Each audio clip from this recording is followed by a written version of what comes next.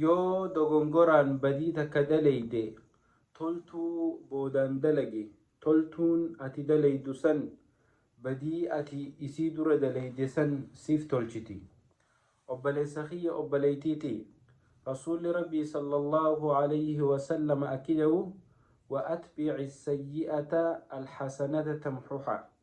إيجا بديتا كدلي دبودا بديتا كتي سنكيسا هن غرنغ غلين بديتا نين دلغيتي هركا مرتي هنتاين ربي نان أرارا مجتي إيجا بديتا كسر رامولة تبودا ددفت أصون ترى تلتو أدى بديتا سنراتو بدوتي toltuu adda addaa boodaan fidi.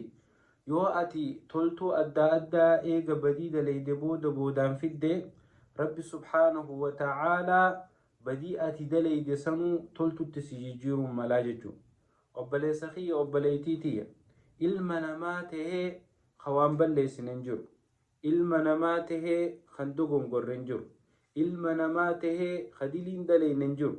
tanaaf yeroo dogongorri tokko nurraa mul'ate hamilee cabuu fi rabbi irraa fagaachuu dhiisne qaamaa qalbiin gara rabbii keenyaa deebine rabbii keenya haa kadhannu.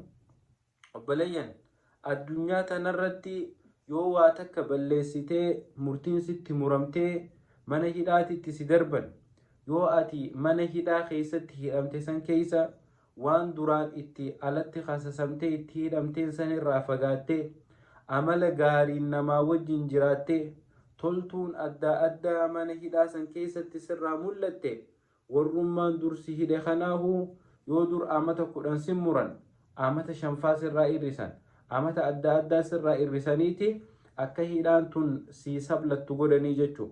maaltu hidhaa manni murtii sitti murteesse san akka isin sirraa sablattu godhe toltuu amala ati daleyde gaarii ati daleydeetu isaan namni kun yoo alatti gabbahee hawaasa keessatti makame jijjiiramani fidaa badii sanitti hin deebi'uu ja'aniiti sababaa saniin hidhaa guddoo sitti murteessan sanuu sirraa irrisan jechuu.